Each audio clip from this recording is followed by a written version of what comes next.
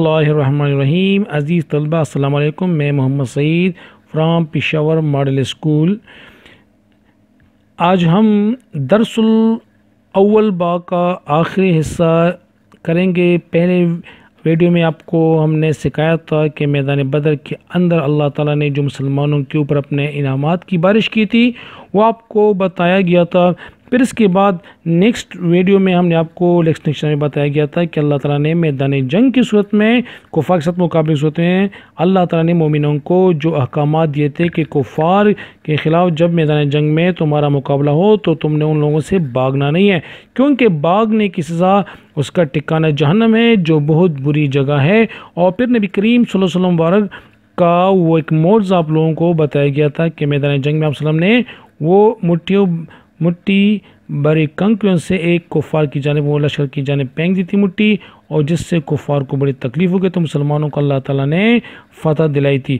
آج کی آیت میں اللہ سبحانہ و تعالیٰ فرما رہا ہے کہ کفار خاص کر ابو جہل کو اور دیگر کفار نے جب میدان جنگ کو جانے سے قبل روایت میں آتا ہے کہ یہ ابو جہل اور دیگر کفار خانہ کعبہ گئے، کیونکہ وہ مکہ آنے سے قبل خانہ کعبہ گئے، خانہ کعبہ کے غلاف کو کپڑے کو یعنی پردے کو پکڑا اور اللہ تعالیٰ سے دعا کرنے لگے. جہالت اس قدر تھی کہ اپنے آپ کو وہ درست سمجھ رہے تھے کہ ہم افضل ہیں تمام لوگوں سے، ہم حق پر ہیں، اس لیے بڑی دیدہ دلیری کے ساتھ خانہ کعبہ گئے اور خانہ کعبہ کے غلاف کو پردے کو پکڑ کر دعا کی اللہ تعالیٰ سے اور کہنے لگے کہ اللہ آج کے دن جو جماعت حق پر ہیں یعنی ہم ہیں ابو جہل اور اس کا لشکر کی طرف اشارہ ہے، اور دوسری طرف نبی کریم صلی اللہ علیہ وسلم اور صحابہ کرام کی طرف اشارہ ہے کہ آج دونوں جماعتوں میں سے جو حق پر ہیں ان کو فتح دے، ان کو فتح یاب کر دے، ہمارے درمیان فیصلہ کر دے. تو ابو جہل نے یہ دعا کی.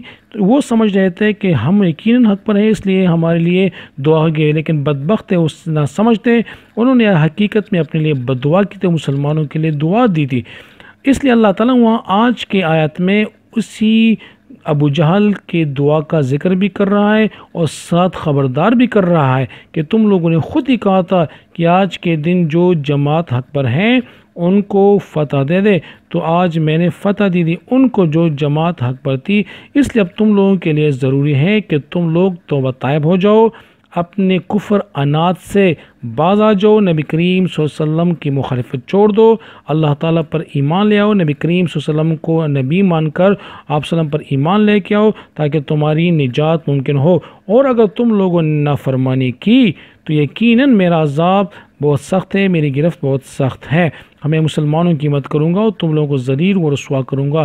تو یہ آیت کریمہ میں اسی کا ذکر ہے. ذرا دیکھیں، ذالکم بے شک وَأَنَّ اللَّهُ بے شک اللہ تعالیٰ موہنو کمزور کر دینے والا ہے قید الکافرین کافروں کی تدبیر، کافروں کی پلاننگ. ذالکم وَأَنَّ اللَّهُ بے شک اللہ تعالیٰ موہنو کمزور کر دینے والا ہے قید الکافرین. قید کا مطلب ہے تدبیر، پلاننگ، منصوبہ بندی، اور اللہ تعالیٰ کمزور کر دینے والا ہے کافروں کی تدبیریں. ان تستفتحوا، یہاں پہ ابو جہل کی اس دعا کی طرف اشارہ ہے، ذرا غور کیجئے گا. ان تستفتحوا، اور اگر تم فیصلہ چاہتے تھے، فتح چاہتے تھے، ان تستفتحوا تم فیصلہ چاہتے تھے، فتح چاہتے تھے، فقط پس جاءکم آ گئی تمہارے پاس الفتح فتح یا فیصلہ. تم لوگوں نے خود ہی فیصلہ چاہتا، فتح چاہتا کہ اللہ جو جماعت حق پر ہیں ان کو فتح دے دے، ہمارے درمیان فیصلہ کر دے.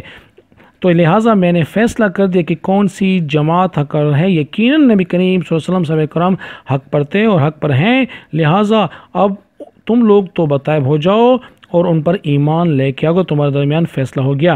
وَإِن تَنْتَهُوا، اور اگر تم باز آ گئے، منع ہو گئے، فَهُوَ پس یہ خیر لکم تو بہتر ہے تمہارے لیے. اب اگر تم لوگ اپنی نافرمانی سے، کفر عناد سے، دشمنی سے، مخالفت سے باز آ جاؤ تو یہ تمہارے حق میں بہتر ہے.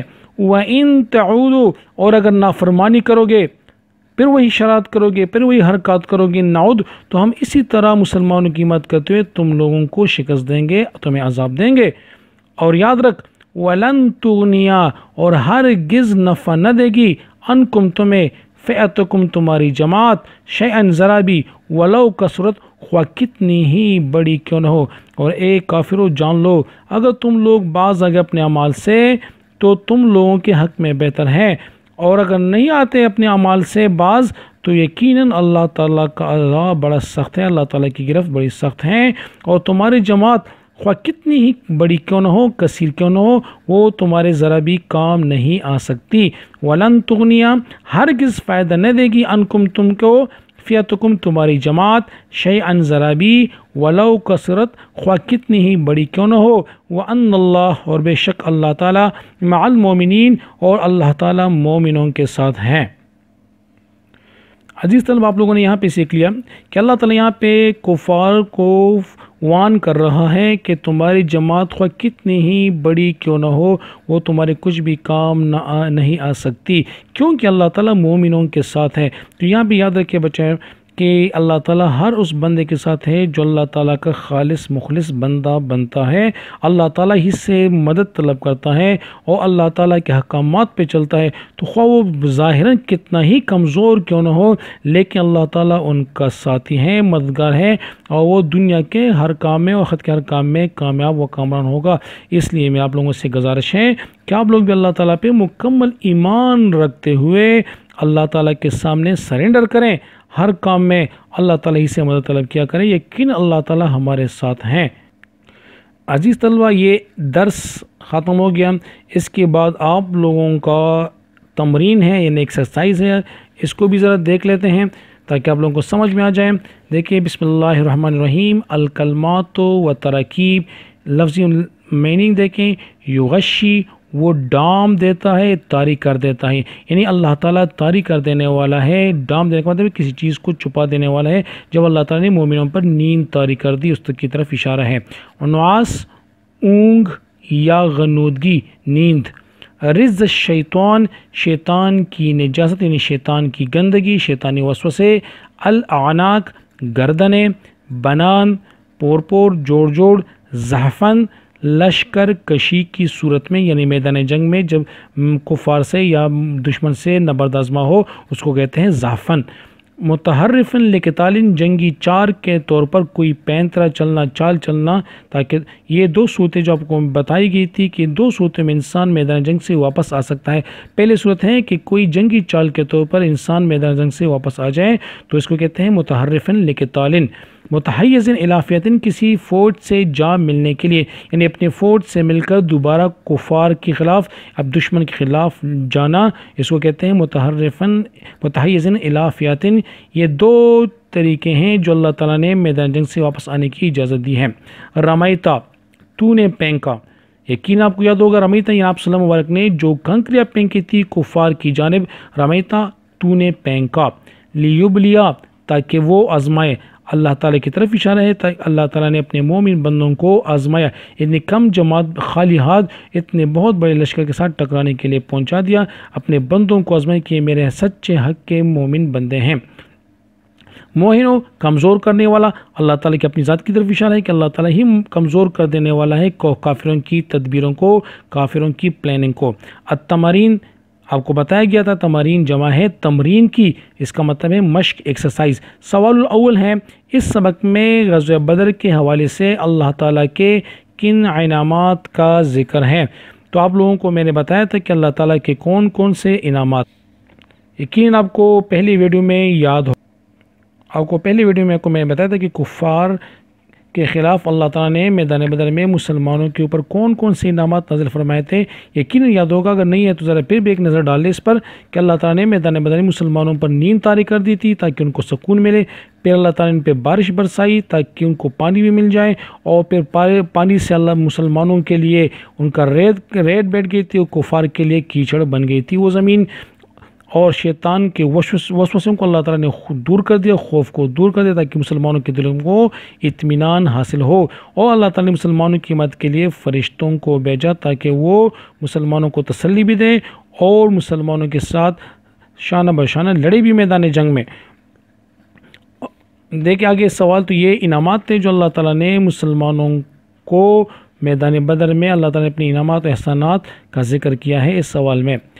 سوال ثانی دوسرا سوال ہے، کفار کے ساتھ مقابلے کی صورت میں سورہ انفال کی ان آیات میں کیا ہدایات دی گئی ہیں؟ تو یقین وہ بھی آپ کو یاد ہوگا، میں نے آپ لوگوں کو بتایا تھا۔ دیکھیں پھر بھی دیکھیں، کفار کے ساتھ مقابلے کی صورت میں اللہ تعالیٰ کا حکم ایک ہے، مسلمانوں کو حکم دیتے کہ ثابت قدمی کا حکم ہے، یعنی میدان جنگ میں ڈٹے رہنا ہے، بھاگنا نہیں ہے۔ پھر دوسرا ہے میدان جنگ سے اگر بھاگ گیا تو انسان تو اس کے لیے ذلت ہے، رسوائی ہے، جہنم کی بھڑکتی ہوئی آگ ہے۔ اور صرف دو صورتیں میں میدان جنگ سے انسان بھاگ سکتا ہے، واپس آ سکتا ہے، ایک تو جنگی چال کے طور پر کوئی جنگی طرح چلنا، یا اپنی فوج سے جماعت سے مل کر دوبارہ دشمن پر حملہ آور ہونا ہے۔ تو یہ چار صورتیں اللہ سبحانہ وتعالیٰ نے بتائی ہیں میدان جنگ میں مقابلے کی صورت میں، یہ ہدایت دی ہیں، آپ لوگوں نے سن لیا۔ پھر ہے بیٹا سوال الثالث، تیسرا سوال، کوئی کفار کو خطاب کرتے ہوئے ان آیت کریمہ میں کیا تنبیہ کی گئی؟ تنبیہ کا مطلب ہے وارننگ، خبردار کرنا، متنبہ کرنا۔ تو یہ آپ کو میں نے بتایا تھا، یقیناً آپ لوگوں کو یاد ہوگا کہ یہاں پہ اللہ تعالیٰ نے آیت کریمہ بتایا تھا کہ اگر تم لوگوں نے ہی خود فیصلہ چاہا تھا کہ ہمارے درمیان فیصلہ ہو جائے کہ اللہ جو جماعت حق پر ہیں ان کو فتح دے دیں تاکہ ہمارے درمیان فیصلہ ہو جائے، تو اللہ تعالیٰ نے فرمایا کہ میں تمہارے درمیان فیصلہ کر دیا۔ اب اگر تم لوگ باز آ جاؤ اپنے اعمال سے تو یہ تمہارے لیے بہتر ہے، اور اگر تم لوگ اپنے حرکات سے باز نہیں آئے تو یقین اللہ تعالیٰ بے نیاز ہے، ان کی گرفت بہت سخت ہے، ان کا عذاب بڑا سخت ہے۔ اللہ تعالیٰ نے یہاں پہ یہ وارننگ دی ہے، ان کو تنبیہ کی ہے۔ پھر ہے سوال الرابع، چوتھا سوال، درج ذیل عبارات کا مفہوم بیان کیجیے۔ یہ وہی سوال ہے جو آپ لوگوں نے ابھی پڑھ لیا کہ یا الذین آمنوا، اے مومنو، اذا جب لقیتم الذین، تمہارا مقابلہ ہو، کفروا، کفار سے، زحفاً، میدان جنگ میں، فلا تولوہم الادبار، تو اپنی پیٹھ نہ پھیرنا، یعنی اے مومنو جب کفار سے تمہارا میدان جنگ میں مقابلہ ہو تو ان سے پیٹھ پھیر کر بھاگنا نہیں ہے، میدان جنگ سے بزدلی دکھا کر بھاگنا نہیں، جان بچانے کے لیے بھاگنا نہیں ہے، اور جو بھاگے گا اس کا ٹھکانہ جہنم ہے۔ اور صرف دو صورتوں میں ہی اللہ تعالیٰ نے واپس آنے کی اجازت دی ہے، ایک تو جنگی چال کے طور پر واپس آ سکتے ہو، اور یا اپنی جماعت سے مل کر دوبارہ حملہ کرنا ہو تو۔ عبارت میں ہے وما رمیت اذ رمیت ولکن اللہ رمی، اس میں نبی کریم صلی اللہ علیہ وسلم مبارک کا وہ معجزہ ہے جو آپ لوگوں کو بتایا گیا تھا کہ آپ صلی اللہ علیہ وسلم نے جو کفار کی طرف کنکریاں پھینکی تھی، تو اللہ تعالیٰ فرماتے کہ وہ کنکریاں آپ صلی اللہ علیہ وسلم نہیں بلکہ اللہ تعالیٰ نے پھینکی تھی، بے شک ہاتھ آپ صلی اللہ علیہ وسلم کا تھا لیکن اس میں طاقت اللہ تعالیٰ کی تھی۔ پھر آخر میں کفار کو پھر وارن کر رہا ہے اللہ تعالیٰ کہ وَلَن تُغْنِيَ عَنْكُمْ فِئَتُكُمْ شَيْئًا وَلَوْ كَثُرَتْ، اے کافرو ہرگز تجھے نفع نہ دے گی تمہاری جماعت، خواہ تمہاری جماعت کتنی ہی بڑی کیوں نہ ہو، کثیر کیوں نہ ہو۔ کہ انسان کو اللہ تعالیٰ نے یہاں پہ نصیحت کی ہے کہ تمہاری جماعت، تمہارا قبیلہ، تمہارا خاندان خواہ کتنا ہی بڑا کیوں نہ ہو، یہ تمہارے ہرگز کام نہیں آ سکتی کیونکہ تم اپنے اعمال کا خود ذمہ دار ہو۔ وآخر دعوانا الحمدللہ رب العالمین۔ السلام علیکم ورحمۃ اللہ۔